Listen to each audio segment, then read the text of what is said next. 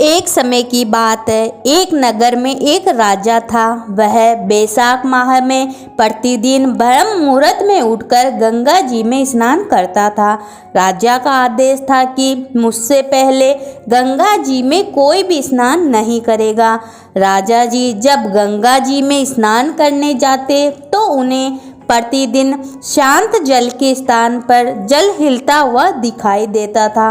तो राजा जी को संदेह होता था कि निश्चय ही मुझसे पहले कोई प्रतिदिन गंगा जी में स्नान करता है।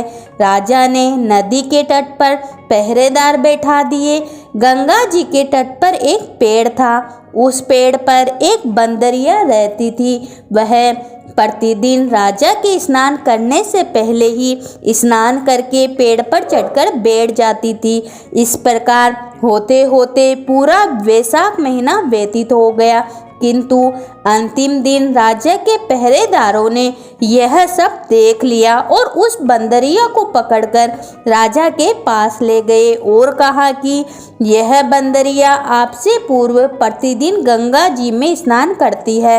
उधर राजा की प्रतिज्ञा थी कि यदि कोई स्त्री मुझसे पहले उठकर स्नान करती होगी तो मैं उससे विवाह करूंगा। इसलिए राजा को बंदरी के साथ विवाह करना ही पड़ा। बैसाख स्नान के पुण्य से बंदरी के गर्भ ठहर गया। 9 महीने पूर्ण होने पर बंदरी ने राजा से पूछा कि शिशु जन्म के समय मुझे क्या करना चाहिए। तब राजा ने महल में एक घंटी लगवा दी और बंदरी से कहा कि जब तुम्हें दर्द हो तो इसे बजा देना, मैं संपूर्ण प्रबंध कर दूंगा। राजा की अन्य रानियां भी थी जिनके कोई संतान नहीं थी।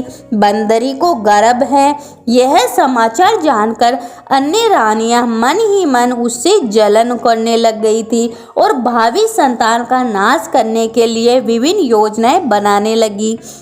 घंटी लगी देखकर एक रानी ने बंदरी से इसका कारण पूछा। बंदरी ने संपूर्ण बात बता दी।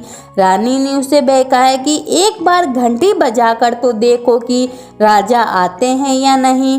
बंदरी ने घंटी बजाई तो राजा दौड़े दौड़े महल में आए और घंटी बजाने का कारण पूछा।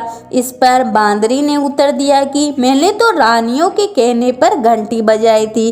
तब रानियों ने राजा से कहा कि ये तो पशु है, न जाने कितनी बार घंटी बजाएगी। इस प्रकार कहकर उन्होंने घंटी हटवा दी। कुछ दिनों बाद बंदरी के शिशु जन्म का समय आ गया तो उसने अन्य रानियों से पूछा कि मैं क्या करूं। तब रानियों ने कहा कि तुम आंखों पर पट्टी बांधकर सो जाओ। बंदरी के बैसाख माह के स्नान के पुण्य प्रताप के रूप में एक सुंदर पुत्र हुआ। शिशु के जन्म होते ही उसके रोने से पहले ही रानियों ने उसे एक टोकरी में रखकर दासी को दे दिया और आदेश दिया कि इसे नदी में बहाकर आ जाओ और उस शिशु के स्थान पर एक पत्थर रख दिया। राजा को भी कहलवा दिया कि बंदरी ने एक पत्थर को जन्म दिया था। राजा ने सुना तो उन्होंने भी संतोष कर लिया कि जब दूसरी रानियों के कोई संतान नहीं है तो यह तो बांदरी है अर्थात पशु है, इसकी क्या संतान होगी। उधर दासी ने उस सुंदर शिशु को नदी में न बहाकर कुमार के चाक के नीचे रख दिया। दूसरे दिन कुमार कुमारिन चाक पर आए तो वहां एक सुंदर शिशु को रोते हुए देखा। कुमार कुमारिन भी निसंतान थे, अतः उन्होंने उस शिशु को अपने लिए भेजी गई भगवान की भेंट मानकर और बड़े प्रेम से शिशु का पालन पोषण करने लगे।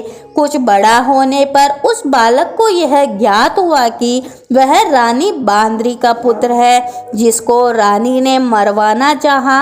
एक दिन वह बालक कुमार के बनाए हुए मिट्टी के हाथी घोड़े लेकर पनघट पर जा बैठा और दासियों को देखकर कहने लगा, आओ रे मेरे मिट्टी के हाथी घोड़े पानी पियो। जब दासियों ने यह बात सुनी तो वे हंसने लगी और बोली, अरे मूर्ख, कभी मिट्टी के हाथी घोड़े भी पानी पीते हैं क्या। इस पर उसने कहा कि कभी बांदरी के भी पत्थर जन्म लेता है क्या। यह समाचार दासी ने रानी को कहा और रानी ने राजा को कहकर कुमार को देश निकलवा दिया। कुमार वन में रहने लगे। तत्पश्चात जब अगले वर्ष चैत्र माह में गणगौर के पूजन का दिन आया तो वह बांदरी का पुत्र घड़े में पानी भरकर बगीचे के बाहर जाकर बैठ गया।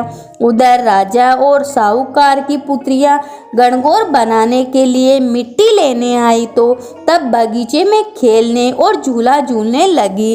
कुछ समय बाद प्यास लगी, तब उन्होंने उस बांदरी के पुत्र से जल पिलाने को कहा तो उस युवक ने उत्तर दिया कि मेरे चारों ओर फेरे लगाती जाओ, तब मैं तुम्हें जल पिलाऊंगा। इस पर पहले तो कन्याओं ने मना कर दिया, फिर प्यास तीव्र होने के कारण वे मान गई।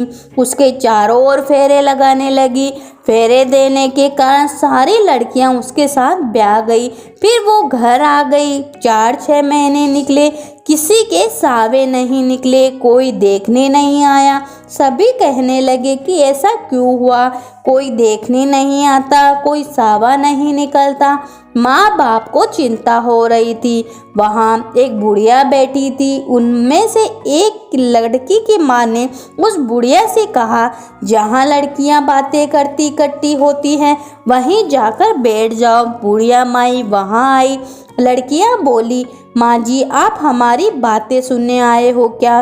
बुढ़िया माई बोली, नहीं नहीं, तुम्हारी बातें करो, मैं तो एक तरफ बैठी रहूँगी। लड़कियां आपस में बातें करने लगी। एक बोली, हम सब ने तो कुमार के बेटे के चारों ओर फेरे लिए हैं, तो हम सब उसके साथ ब्याह गई हैं, इसलिए हमारा कोई सावा नहीं निकलता, कोई देखने नहीं आता है। बुढ़िया माँ ने सब सुन लिया और लड़कियों की माताओं को जाकर बता दिया। उन लड़कियों के पिता कुमार के घर गए और बोले, हमारी लड़कियां तेरे बेटे के साथ फेरे खा चुकी है, इसलिए उनकी शादी तेरे लड़के के साथ करनी पड़ेगी। कुमार बोला, मेरा बेटा इतनी पत्नियां कैसे संभालेगा? लड़के से पूछा तो लड़का बोला, फिक्र मत करो, मैं सब संभाल लूँगा, इन सब का ब्याह मेरे साथ कर दो। लड़कियों के पिता ने धन दहेज देकर सबको विदा किया। आगे चलकर हर पत्नी के एक एक पुत्र पैदा हुआ। एक दिन बांदरी के बेटे ने कहा, चलो राजा के यहाँ चलते हैं। सब पत्नियां तैयार होके राजा को भी समाचार करवाया कि हम सब आपसे मिलने आ रहे हैं। सब जने राजमहल पूछे। कुमार के लड़के ने पहले ही सबकी पत्नियों को कह दिया कि वहाँ एक बांदरिया बैठी है, उसके सबको पैर लगना है। सबने कुमार के अनुसार किया। दूसरी रानियां बोली कि नहीं, पैर भी नहीं लगी। रानियां को क्रोध आया और कहने लगी, कुमार के बेटे की मस्करी नहीं गई, उसकी औरतें बंदरी के पैर लग रही है और हमारे नहीं। कुमार के बेटे को बुलाया और पूछा तो वह बोला, देखो राजा जी, मैं इस बांदरी का बेटा हूँ। मेरे होते ही रानी के कहने से दासियों ने मुझे कुमार के चाक के नीचे छोड़ दिया। कुमार वहाँ मिट्टी जमाने गया तो उसे मैं वहाँ मिला, वो मुझे घर ले आया। झूठे लगे तो पूछ लो। राजा जी को सारी बात जच गई। राजा ने रानियों को देश निकाला दे दिया और उन सबको राजमहल में रख लिया। लड़कियां बैसाख नाती थी, इसलिए उनको बेटे पोते राजपाट सब मिला।